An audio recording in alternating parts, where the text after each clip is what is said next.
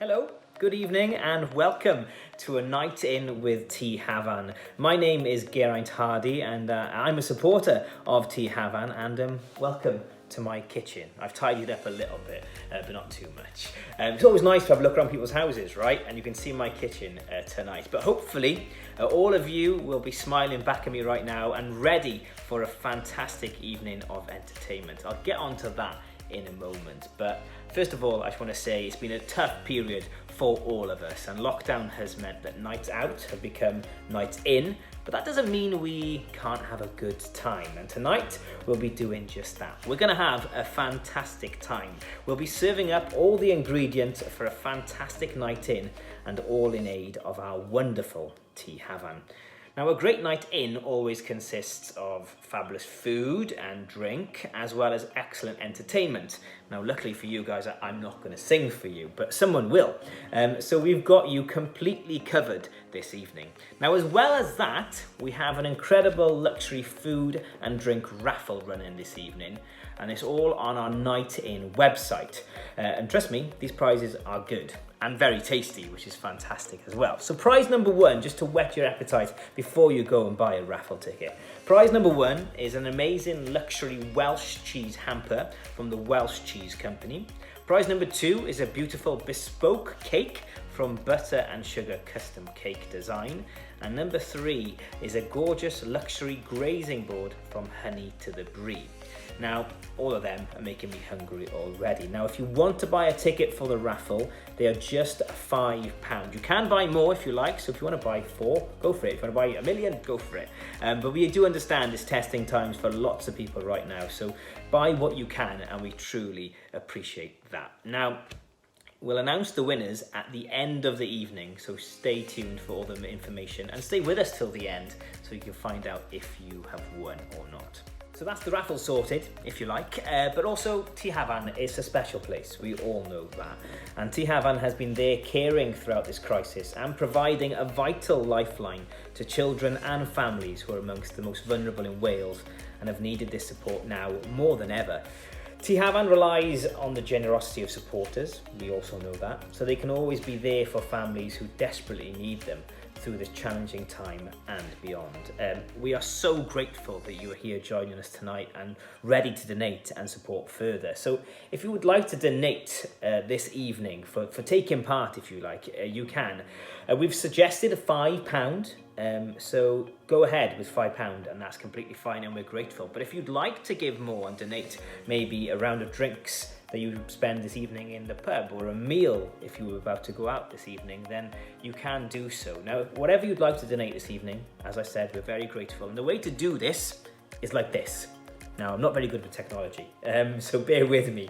So you can do this by using the Facebook Click to Donate page, which is on this video right now. So just click it and it'll guide you through it. Or by using the Give link on the Night In website.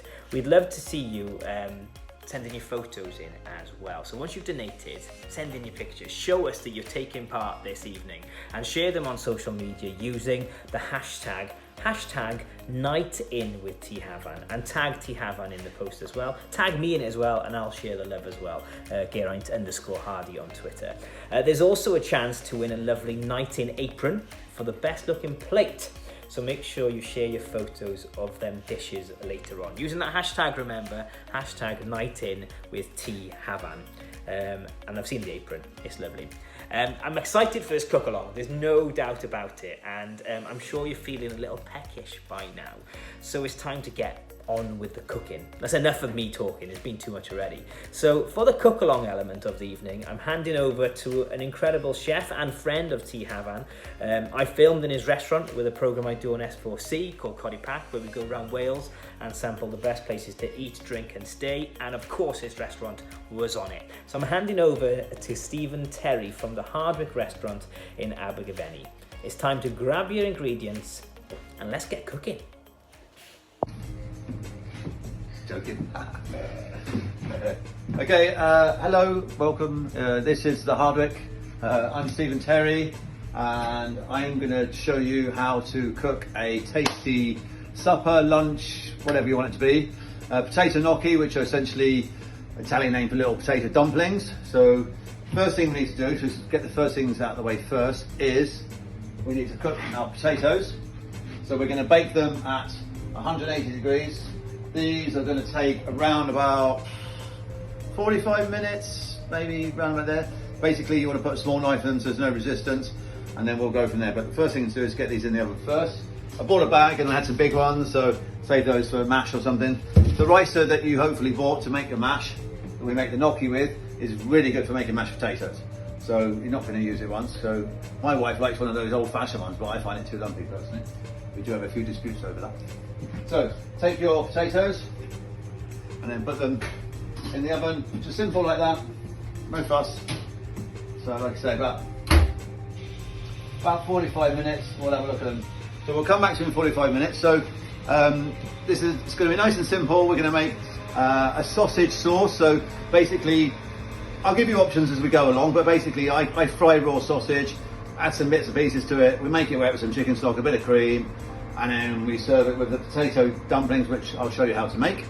And then we mix it together and we serve it over lettuce leaves. It's really crunchy and it's delicious. Yeah, there we are. I've even got my t-shirt on, but there we are. So, happy days. Got my potatoes nice and cooked, so this just goes in nice and easy and just sort of, so what we want to do, we're going to gently cut them in half. I'm wearing gloves because I can handle the potatoes a lot more. That's all. So as you can see, that's nice and almost falls out. Look. So all we want is to take this potato out, just the loose stuff, like that. And what I'm going to do, I'm going to keep the skins, because the skins are great deep fried for loaded potato skins, or what I like to do is sort of cut them in half and then deep fry them and sort of garnish this dish with the two. It's a nice texture contrast, so happy days. So what we're looking for, we need 500 grams of cooked potato. So I'm just going to get this out of here, and then what we'll do, we're going to put it through the potato ricer. So I'll do this and then I'll come back to you. Okay, so this is my potato that's come out the baked potatoes. Lovely jubbly. This is industrial size potato rice. I forgot to bring my little one in from home. Like I say, I mean, this is a little bit more of an investment, but for the sake of 15 quid or something for a ricer, to make it, more regularly, banging mashed potato, I think it's a great investment. But yeah, this is a different scale, but this gets used a lot in this kitchen. So it's the same principle. Just going to turn it around, and it just pushes it through the little holes. And then what I'm going to do,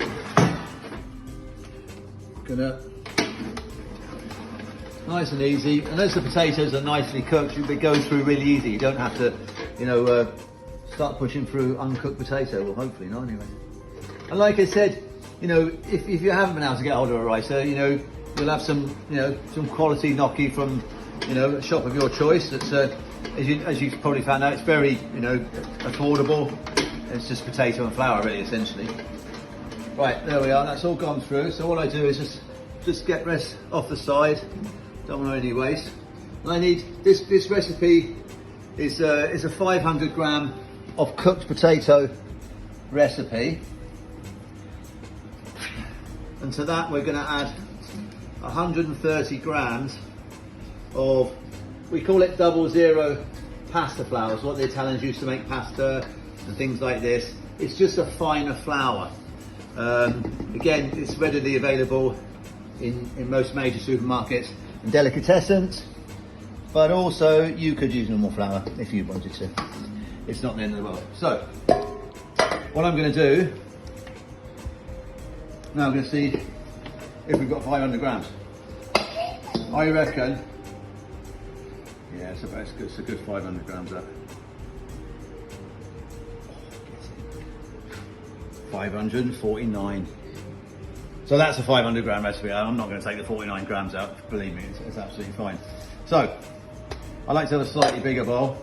Into that I'm going to weigh, again, everything's a bit more industrial size here. We've got a big bag of flour, because I have a little one, you can have a really big one. So my spoon, so I'm going to add 100 and zero the scales. 130 grams of zero pasta flour. Oh, look at that, that's already in there, that's much handy. Someone was doing me a favour there, there we go. 130, we've got that extra 50 grams, so we'll call it 140, 148. There we go. Right, okay.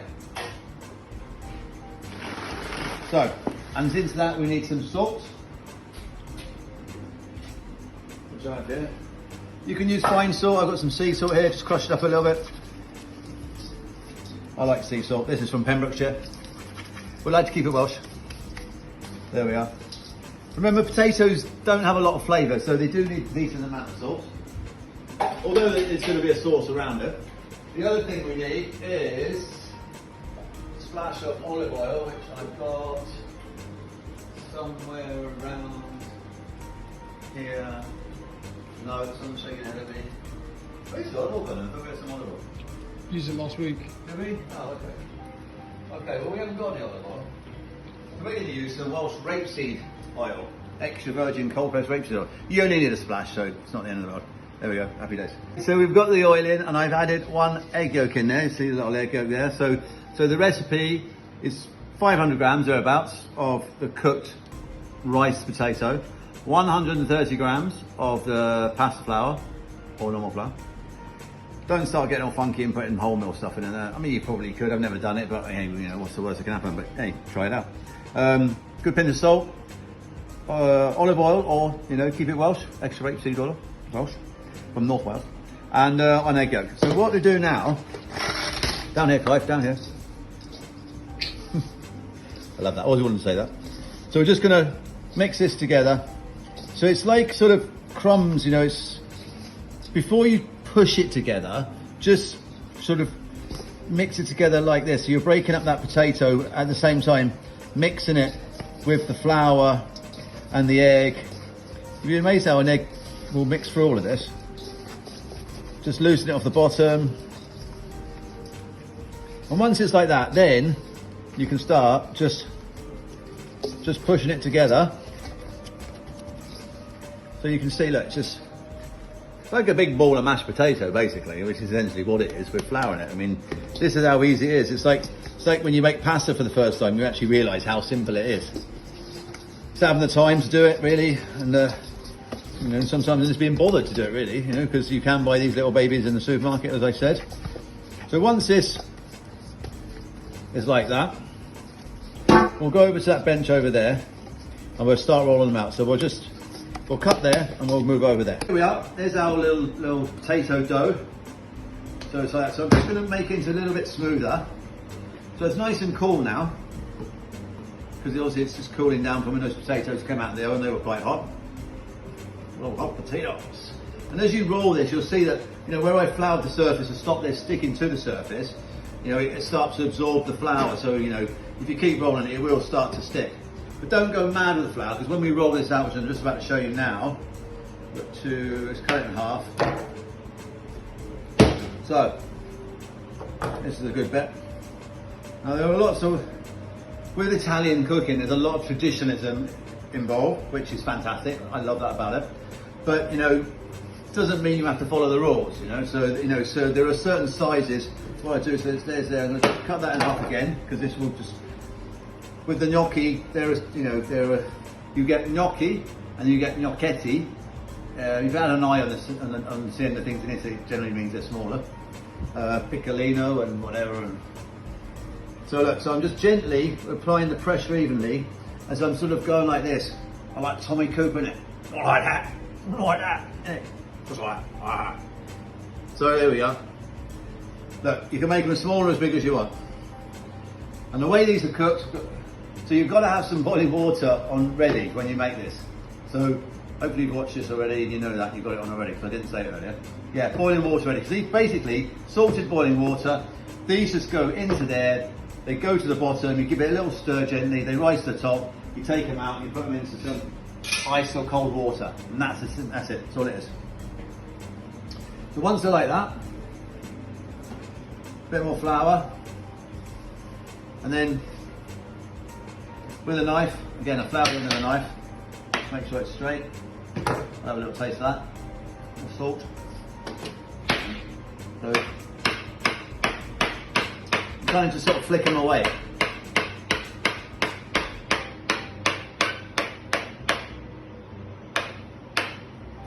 Like that. And then just put them onto the tray.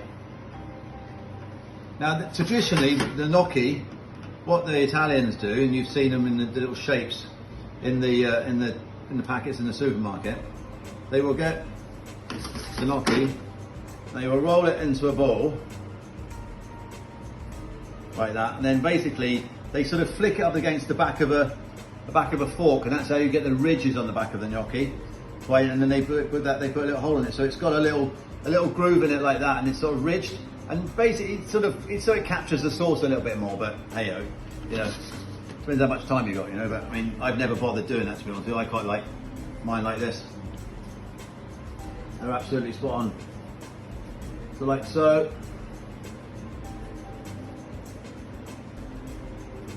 So if you've got too much, there's not too much excess flour there, so it does grip to just find a little bit of skin from the potato or something.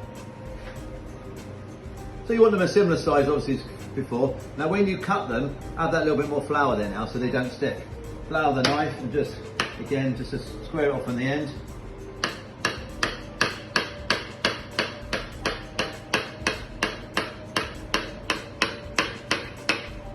And the knife starts to get a little bit sticky, and then just throw them on there.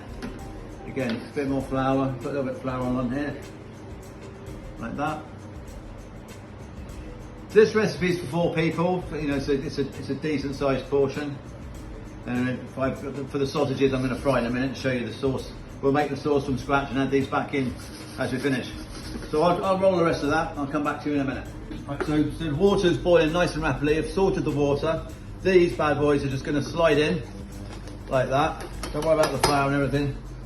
So, and then just gently just give it a little stir the water. Don't disturb the gnocchi at the bottom, just because you want to know that there's nothing stuck to the bottom of the pan, because they will sink at first, and when they rise to the top, that's when they're cooked. They will take, we might as well do this in real time, but they will literally be about a minute. So while we do that, let's tell you a little bit about me, I suppose. So you know Stephen Terry, the Hardwick, South Wales, Abergavenny, massive supporter of Tŷ Hafan. Love what they do, from the service they provide for everyone, and for the children, the families. It's just incredible, and even an afterlife care with the families. I've been several times, done lots of dinners. David Loosemore is a very good friend, and I know his daughter attends. So yeah, very close to my heart, and as a father of 3 children, you know, it's something that, you know, it's just a no-brainer in terms of supporting Tŷ Hafan. You know, ran the London Marathon in 2017, the only marathon I've run to date, for Tŷ Hafan, which was an amazing experience for me, and it was great to raise some money. So yeah, it's all good. It's all good. So there we are. As you see now, look, a bit of boring chit chat from me, but very worthwhile. There are your gnocchi. So what you don't want is that start boiling again. So because once they rise to the top, they are cooked. Seems a very quick process, but hey, it's just cooked potato then, and then a bit of flour. So we're going to take them out. Ice water ideally, but our ice machine's been turned off for 3 months, and as you can imagine, lockdown, so we haven't got any ice at the moment. But cold water's fine. They're going to be going into the sauce in a minute anyway, so we're going to make the sauce in real time. I'm going to get a little bit of prep done. I'm not going to bore you with chopping onions and shallots and garlic and things. Everyone can manage that. So once they're cool, just strain them off, because if you allow them to sit in the water, they will start to break down. They'll go a little bit fluffy around the edges, and they will start to absorb the water and become little sponges, and ruins the experience. But you know, while they're still hot, delicious. Right, see you in 2 ticks. So we're going to put the dish together now. We've got our gnocchi all ready to. They've come out of the water. They're all ready to go. Probably won't need all that, but yeah, if you like gnocchi, you like gnocchi. So what we've got here, got a pan getting very hot here. So I'll talk you through the rest of the ingredients, but I just want to start cooking the sausage meat. So basically, that was 6 sausages. So basically, all I've done, I'm going to put some vegetable, rapeseed oil in there. or use just a plain vegetable oil. I'm going to put you can use pork mince, you could use minced chicken. If you're going to do minced chicken thighs and legs. I use minced turkey. Or you can cook your sausages. You can cook the sausages whole and I just want to give you options because you haven't got to do exactly like me. But it's like, this is how I do it. So I cook the meat. I'm breaking the meat down, so I'm cooking the mince. I want to get a little bit of colour on that, so I'm going to turn the heat up now. I'll just use one of these little electric stoves because otherwise it's just a better angle to show this. Normally we'd be cooking on gas. So, oh, there we go, one that got away. I'm just breaking that down, like so. And we're going to get some colour on it. So we want to crisp it up, we're going to get it like sort of a bit crispy because once we add the stock. So here, I've got the chicken stock. I just bought that from the supermarket. We do make it here normally, but you know, for the purpose of this, I just bought that. Got some cream, I've got a bit of water if I need a bit of water to add a bit more moisture. I've got some chopped anchovy, chilli. Now I've got about 5 or 6 fillets of the anchovy. You get them in a little jar in oil. They're salted, but it adds a lot of flavour. Peas, chopped, that's 2 small chilies. Well, they're about that long, you know, not the little really bad boy bird's eye ones. They're like insanely really hot. I mean, they're not like what's those ones, a Scotch bonnet. Yeah. It's not like a Scotch bonnet, but they're nice, you know. Bit of heat. I like a bit of heat. This has got to be punchy. That's the whole point of doing this. It's a nice punchy dish. We've got a decent amount of garlic, parsley. I'm going to leave whole. I'm not going to chop it. Then the fried potato skins. We're going to cook that bread at the end just to chop it up and a bit of crunch on top. Got some parmesan. And we're going to serve it over some lettuce. As you can see now, that's starting to colour. It takes a little while. These electric stoves are super hot. If you don't keep things moving, they tend to catch. Again, look, this is for 4 hungry people. This is 6 sausages. So you're essentially cooking the sausage. Just break it up so it's not too chunky. It hasn't got to be super fine. I mean, you want nice chunks in there. Like so. Now, you haven't always got to fry the chilli and the garlic and the anchovy, you know, because you're trying a little bit of oil. We'll add it in now, we'll add a little bit more oil. And then we'll add those in and start cooking that. But then we'll start adding the liquid, and it'll cook in the liquid when the parsley will cook, and the peas. These are just frozen peas, they're defrosted now, they've been there for a couple of, about 10 minutes. So you can see that nice and clearly. So I'm going to put the chilli and the garlic. I was just saying to Henry here, our cameraman, how much I like this dish. It's just something that is so simple. I remember someone showed me to take the sausage meat out of sausages, you know, and think, I'm like, yeah, that's quite clever actually, you know, it's very, very simple. So you can see how hot that is. Get that garlic, chilli, anchovy in there. I'm going to do a little bit of water first.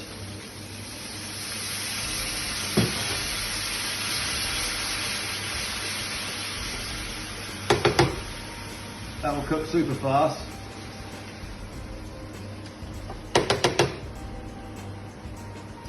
Okay, there's the stock. That will come back to the boil quite quickly. I'm going to add the parsley now as well. I like parsley cooked. Parsley's just not for garnish. Parsley should be cooked. So, I need to, while that's cooking, it's going to take a couple of minutes to come down. We'll take a little pause. I need to go and get another pan just to cook the bread. And I'm going to get my presentation plate as well. So, back in 2 ticks. So that's come down now. It's reduced down so that the flavours are intensifying. It's getting a little bit thicker, not that it looks a lot thicker. But that's about, you know, that much juice is there, the chicken juice, or the chicken stock. The parsley's nice and cooked. I've added the peas. So what I'm going to do now, I'm going to add a splash of cream.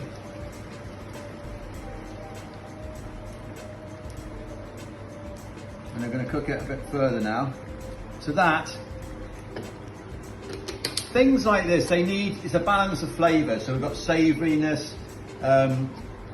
I don't want to think it's not like Thai where you'd add a little bit of sweetness. It's not like that, but I like a little bit of acidity. This thing here, this tongue, it's got receptors. They're called taste buds, and they're amazing. You know, so let's use them. You know, so it picks up salt, savoury, bitter, sweet, and acidity. So if I taste that now, tastes lovely. Kind of needs a little edge, you know. Now you could use some little bit of vinegar, splash of vinegar, some pickle juice, some capers. I'm going to put a bit of lemon in because I'm going to squeeze the lemon. I might also put a bit of the zest in as well. That zest will cook in there nice and tidy. Like things like I was saying earlier, when we put the garlic in and we put the chilli in, you don't have to use fresh. You can buy the what's it called, the easy lazy chopped chilli, or the garlic. You might even have it in your fridge. I mean, you know, think out. You know, recipes are a guide. This is I'm giving you an idea. All I'm trying to do is inspire you. You haven't got to do it exactly how I do it. This is just, you know, there's the bread, nice and thin. Again, you don't have to do it. You know, you may want to. Going into my little pan with just going to just shallow fry them, really, just a bit like fried bread. So this now, you've got to just keep an eye on it because you don't want it to, it won't boil over, but you might turn that down because these are really efficient, they're super rapid. So I'm just going to turn it down a little bit. And again, with the lemon, that little pip will go straight out there. Again, just, I think as a cooking, like add a lemon juice, salt, pepper, chili. You can always add more. Very difficult to take it out. Very difficult to take it out. This toast now, go over to that end. See, that's all we're looking for. Just toasting it like that. Again, you don't have to do it. I just like that little bit of crunch on the top. I've got some potato skins as well, a bit of an added bonus. So that lemon zest is in there, the lemon juice. This needs to be, the thickness of this needs to be so that it coats the potato gnocchi. At the moment it's just a little bit thin, so it won't coat anything, it all runs off. Because there's nothing worse than having some gnocchi in the garnish and then the sauce goes on it and just falls away. So you've got a plate full of sauce and everything else that's supposed to be covered in the sauce is sitting proud of the sauce. So you just want that sort of, that thickness, and a bit more than coating the back of the spoon. That's not quite there yet. So on here, it's my presentation plate. You can serve it on the table and everyone can help themselves, or you can individually place it. But do you know what? It's a lot of work in the house, in the home, individually placing it. Me, I just do a platter and say, there we go, knock yourself out. So we're going to serve it with that. When I used to live in London, I used to go to a Chinese restaurant on a regular basis. Marco, is in Marco Pierre White, where I used to work for many years ago. He used to take us for a Chinese on a Saturday night after giving us a hard time for the last 8 hours. Well, times 5 every day of the week. Actually, what do you mean 8 hours? 16 hours, sorry. And he would treat us to a Chinese. And one of the things they did, they do mixed fried meat in lettuce. So you would get this the iceberg lettuce shells, and we get this big platter of fried meats with vermicelli and stuff and noodles, and you would just get it and fill it up and roll it up like a big fat bag and just go, ah, that was amazing. So I like hot things on lettuce. I'm not a big fan of eating a lettuce leaf on its own, kind of rabbit food really, but you know, I like the nice bitter leaves. It doesn't have to be that. It needs something with a bit of structure, something that's got a bit of crunch, and I like serving this over the top. In a way, it's kind of a way to get people like me who are not a big fan of salad to eat a bit more salad. You know, salad's not exactly, you know, it's not unhealthy, but I mean, it is really just water, isn't it, really? Right, I've just turned that off, so I haven't forgotten about that. I'm just going to put the gnocchi in to gently heat this gnocchi through. There we go. I didn't use all the gnocchi that I cooked. Could put a few more in here, maybe. I'm actually doing one plate, so it's actually going to be Henry's tea tonight. In the end. Yeah. No, it's good. I've got Caesar salad when I get home, so my wife's cooked. So look, that's lovely. Look at that. Hey. Right. So what we're going to do now, I'm just going to quickly chop with a chopping knife that I don't have. Just hold. You go to hold it a minute, or do you want me to hold it, or? Okay, I'll just show you on this. So look at that. That's getting there now. See that coat, that consistency? That's what you want. About that. I'm going to turn that off now, actually. There we go. Go ahead. So I just like toast. I love toast. I mean, I had curry on toast last night for dinner. My wife said, "Why didn't you cook some rice?" I said, "Because it's easy to put a slice of toast in the toaster, and it's carbs are carbs in there, don't they?" So, and what I did, I chopped a load of lime pickle and mango chutney together because the lime pickle's a bit chunky. I do like it, and I mixed it together, spread it on top of the sourdough, and then the curry went on top. It was banging. Yeah, and everyone in my family just thinks I'm weird. I think I've done all right so far. I really like it. They do take a little bit of education in my family, but I love them to bits. They do. Look. Right. So now I'm going to plate up. I'll leave that there because let's have a look. So, one little taste.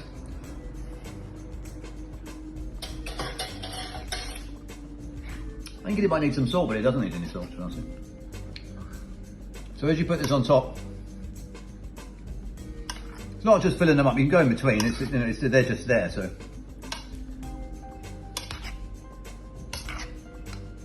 like I say, you'll have a bigger plate, and can always halve the recipe if it's a bit too big for 2 people. There we go. That's kind of enough on there, really. So for the purposes of this demonstration. Okay. So some crunchy breadcrumbs, like so, and then we're just going to finish with some parmesan.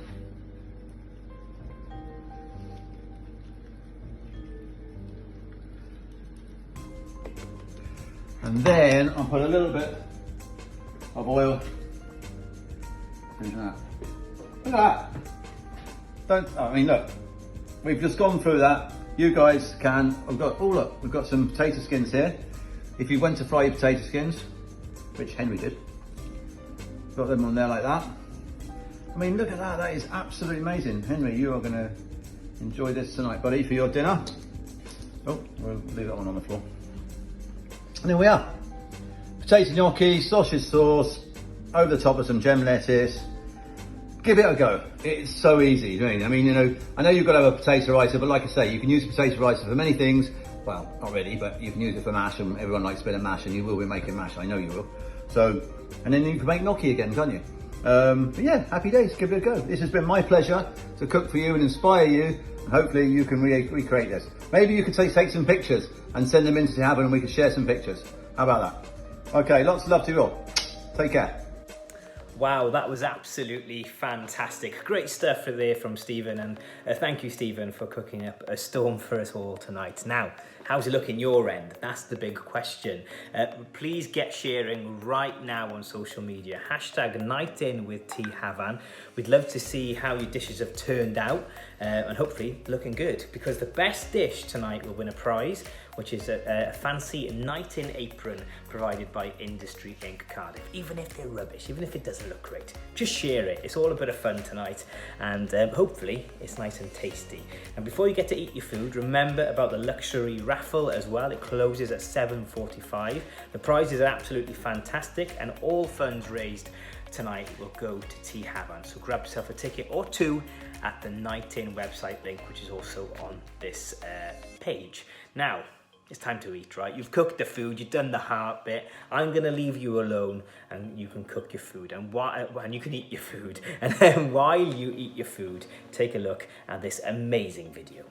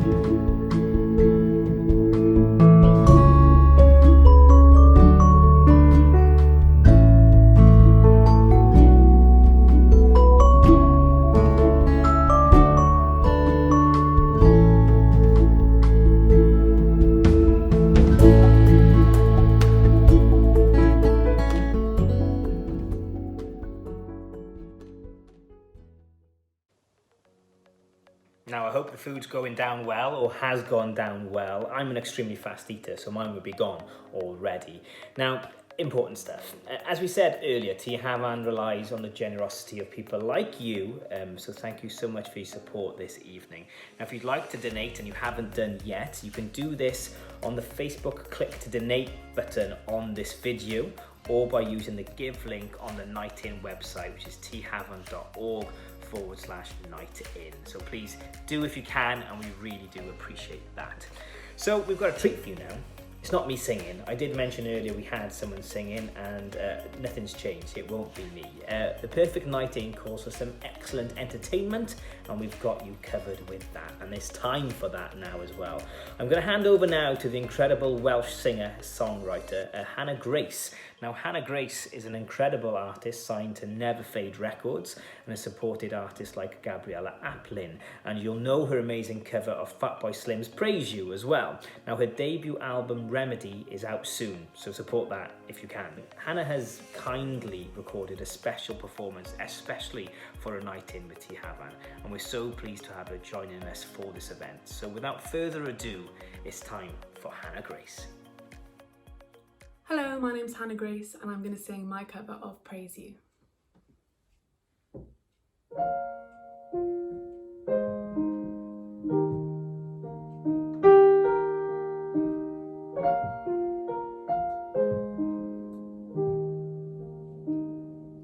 We've come a long, long way together through the hard times and I have to celebrate you, baby. I have to praise you like I should.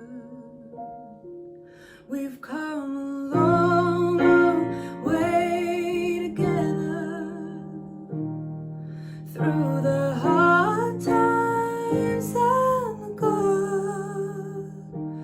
I have to celebrate you, baby. I have to praise you like I should.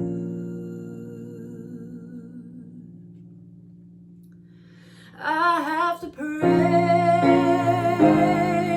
you. I have to praise you. I have to praise you.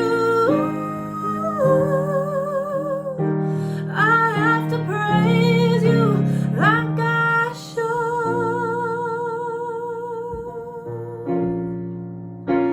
You made me glad that I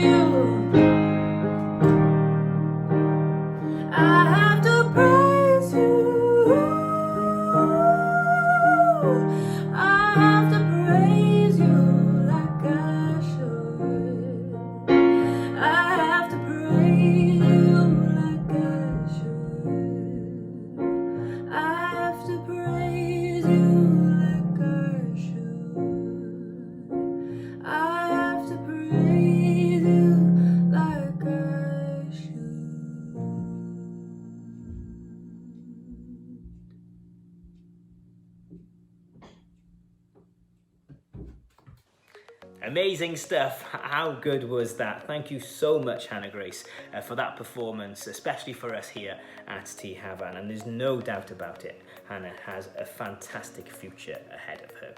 But now I think it's time for a drink or two, perhaps, as many as you want, but maybe a cocktail. Thankfully, it's time for our cocktail masterclass. And for this section of the evening, we're joined by award-winning designer bar, the Dead Canary. So get your glasses at the ready and let's get mixing. It's time for cocktails. Hello viewers watching at home. My name's Fitz. I'm a bartender here at the Dead Canary in Cardiff, and I'm very pleased to be making some cocktails for you today that you can make at home. I'd also like to say just a few things about Tŷ Hafan really quickly. They're a wonderful charity. I think that personally the thing that I admire most about Tŷ Hafan is the support that they provide, not just for children but for parents, siblings. It really is inspirational, and I can't really think of a more deserving local charity of your support. So the first cocktail that we're going to be making today is an alcoholic cocktail. It's actually a punch. Punch is one of our favourite drinks to make here at the Dead Canary because it requires fresh, simple ingredients. You can make a punch either as a single serve, or you could double the serve if you're sharing it between two people, or you could even times it by however many guests that you're having with you. Punch is also one of those cocktails that actually gets better if you make it the day before. Often in the past when we've had private functions and parties, we'll make a punch for a guest, let's say for example for a birthday. We'll keep it refrigerated overnight and it actually tastes better the next day because all of those flavours are nice and sort of mellowed and they've got to know each other a little bit better. So the equipment and the ingredients that you'll need for this cocktail. The first thing you'll need is a shaker. We're using a really cool two-piece shaker here, but if you don't have one of these at home, you could also use a protein shaker. If you're very careful, you could use a reusable coffee cup and just make sure it's nice and sealed. But something to shake with. The next tool you'll need is something to strain with. We're going to use this Hawthorn strainer and this fine strainer. But again, if you're making this at home, you could use a sieve. This is just to catch any tiny bits of ice and make sure that your drink is crystal clear and free of any ice chips. The next thing you're going to need is something to measure with. We're using a jigger here that measures 50 millilitres and 25 millilitres. But if you don't have one of these, you could use a Pyrex jug with measurements on, you could use a shot glass. We just have to make sure that the ratios of what we're putting in there is all correct. We'll need something to serve our drink in. We're going with a really cool rocks glass here. I think these lines here as well add a bit of aesthetic value to the drink. But any short glass will do. It could be a cocktail glass. It's just got to have enough room to fit a few ice cubes and our drink. The ingredients that we're going to need for this. We've brewed some chamomile tea beforehand, but you could use any tea. The great thing about punch is you can swap and change out ingredients where you see fit. We've chosen chamomile tea just because of its floral nature. It's going to add a lovely floral note to the other ingredients we're putting in there, and it's also going to help to dilute down our cocktail and open up all those flavours. The next ingredient we're using is brandy.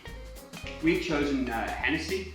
We've chosen this brandy because it's from the cognac region, which means it has certain characteristics that will lend themselves nicely to a punch. It's going to have lots of stone fruit flavours. It's going to taste slightly nutty as well. But if you don't like brandy or you don't have brandy to hand, you could also use rum, you could use whiskey, you could even use gin or vodka. It's entirely your preference. Our sweet ingredient, we're going to use some raspberry cordial. We like to make our own cordials at the Dead Canary, but because you're making this at home, you can pop to the supermarket and inside the aisle with all of the squashes, you'll find a different set of cordials. We've chosen raspberry because we think it works quite well with the brandy.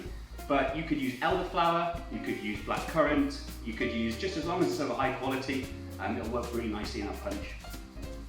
The next ingredient we need is a lemon to add some citrus, and some bitters. These aren't entirely essential if you're making this at home. We think it adds a nice level of spice to the drink. So we'll start by getting my shaker ready. Have our shaker in the middle. I'm going to add our base spirit. As I said before, we're adding brandy to the cocktail. As I mentioned earlier in the video, this is a punch. The word punch comes from the Sanskrit word panch, which means 5, because we add 5 ingredients. We add something strong, something weak, something sharp, something sweet, and then something spicy.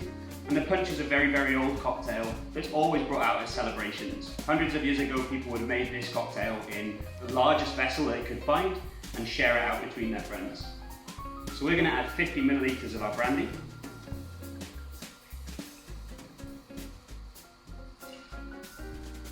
Excellent. The next ingredient we're going to add is our cordial. We're going to add 20 millilitres of raspberry cordial.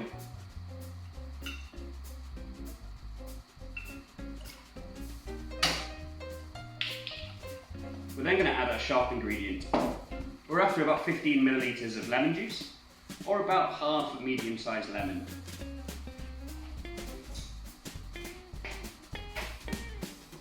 I'm going to squeeze this directly into the shaker, and this also enables us to get all of those beautiful citrus oils off the lemon peel. Inside lemon peel you have all of these really aromatic oils, and they're going to help really lift flavours in the drink and make it smell and taste really bright.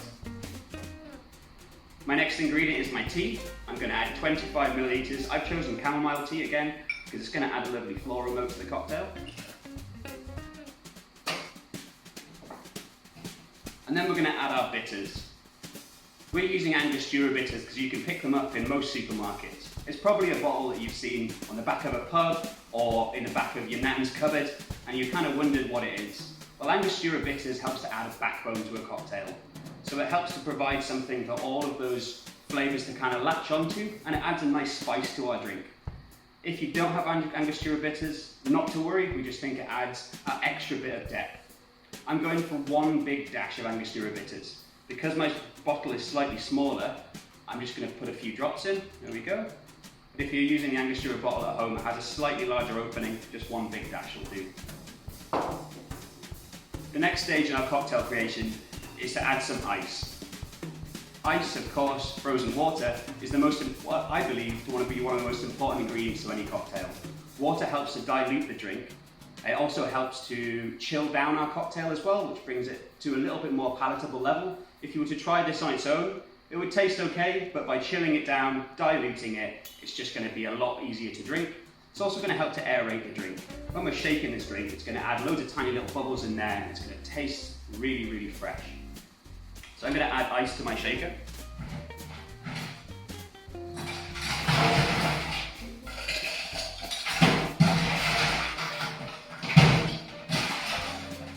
As a general rule, the more ice you can get in your shaker, the better. If we only have a few ice cubes in there, they're going to dilute and they're going to break up really, really quickly. But if we add lots of ice, it's going to give plenty of ice for the drink to kind of mix up together, and it's not going to dilute as much. Then I'm going to give this a really good shake. So I'm just making sure that this is completely sealed, and I'm going to shake away from any people that might be around me. The last thing you want to do is drop a shaker.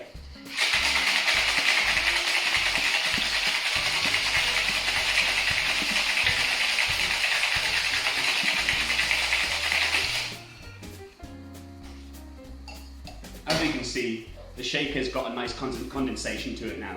This means it's at perfect temperature. We'll take our glass. I'm going to fill this with ice. We want to fill about 3/4 of the way up, again just to make sure there's plenty of ice in the glass. And it's going to keep that drink colder for longer, and it's not going to dilute as fast.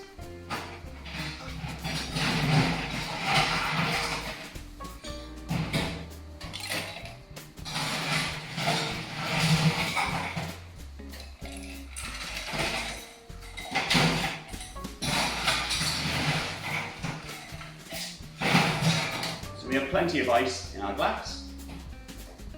I'm going to take my strainer and strain this out. By using the fine strainer, again it's just going to catch any tiny bits of ice chips and make sure that drink's nice and consistent.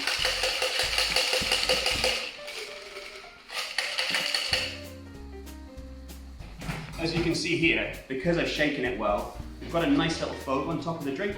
That's completely natural, and again, it's going to be full of aroma and full of flavour.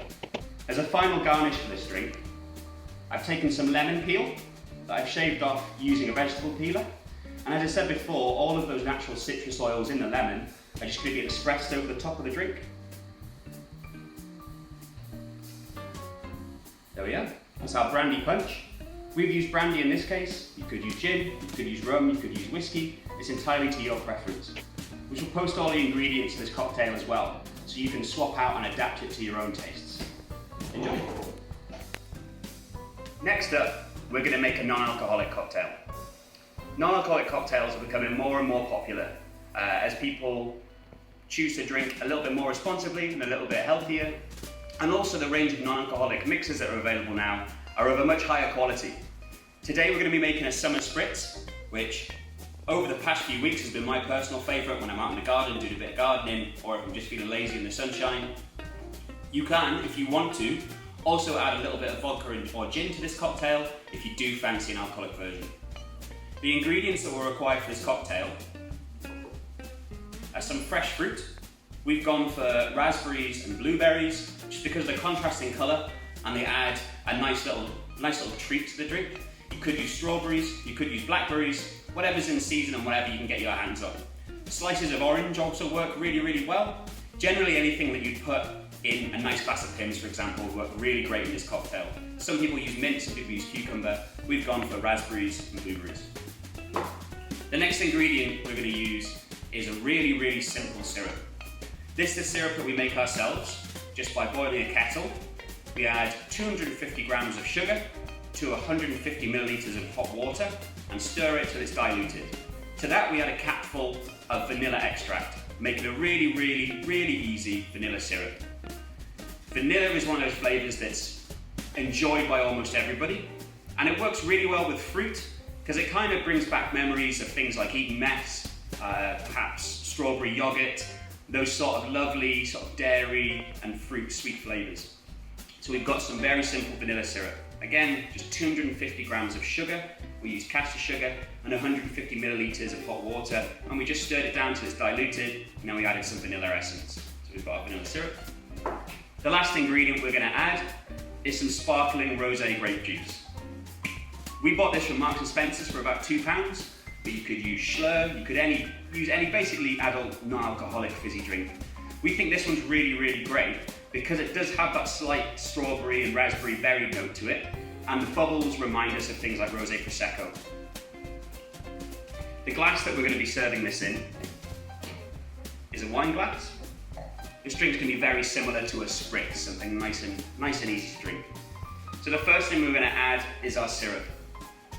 We're going for about 15 millilitres of vanilla syrup. We're going to add that straight to the glass. The next thing we're going to add is a tiny dash of our rosé sparkling grape juice. The reason we're adding this to the syrup before the ice is just to make sure all of that vanilla flavour is all mixed in together.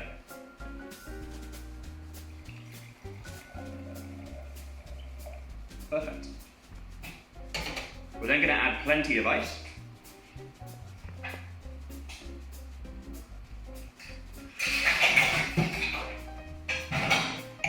And we're going to add our fruit. Perfect. We're then going to top this up again with our mixer. So we're not going incredibly overboard here with loads of ingredients. We're keeping it nice and simple and really, really easy drinking. Just that mix of vanilla, the berry, and then the grape juice as well is going to add something really palatable, really, really easy, and something that's going to be super refreshing as well on a hot day. There we are, we have our summer spritz. Enjoy. Thank you very much for joining along with us and making some cocktails at home. Please continue to support Tŷ Hafan and to visit us in the Dead Canary when it's safe to do so. We'd love to see you for some cocktails. If you make any of these drinks at home, make sure to tag in T_Hafan on Instagram and also at the Dead Canary on Instagram as well. We'd love to see your creations and we'd love for you to continue supporting Tŷ Hafan. Thank you very much again. Goodbye, enjoy some drinks. That looked absolutely fantastic. I haven't tried them tonight, but I will try some myself. There's no doubt about that. Great stuff. Thank you to Fitz and the team at the Dead Canary for helping us create some amazing cocktails, and hopefully we've written down the ingredients so we can remember them for the future, but hopefully also we can all go back to the Dead Canary very, very soon and join them for a drink in the bar in Cardiff. So thank you so much, guys, and all the best with everything. Unfortunately, that's the end of our evening. We've had some fabulous food, some entertainment and some cocktails, and we've taken part in some fantastic fundraising. So we hope you've all enjoyed. If you haven't donated yet, then this is your last chance, and please do so if you can, but we understand times are tough at the moment. So to donate, use our Facebook click to donate button on this video, or you can go to Tŷ Hafan's website, thavan.org/nightin. Each and every donation makes a huge difference, especially during this COVID period, so please support if you can. Now, just after this, we'll be announcing the winners of the luxury raffle that I mentioned at the start on our Facebook event page and on the Night In website. So stay tuned, go straight to them pages now and see if you've won one of them 3 amazing prizes. But last but not least, we have to say thank you. A massive thank you for you for getting involved this evening, for taking time out to be here with us, and for donating as well. But also to the guys who made this possible, the whole team at Tŷ Hafan, who have been absolutely fantastic. Stephen Terry, the Dead Canary, and of course Hannah Grace. I've really enjoyed being here with you, so hopefully you've enjoyed as well, and hopefully I'll get to see you all face to face very, very soon. It was a fantastic night in with Tŷ Hafan, and I hope you agree. Stay safe, and I'll see you soon.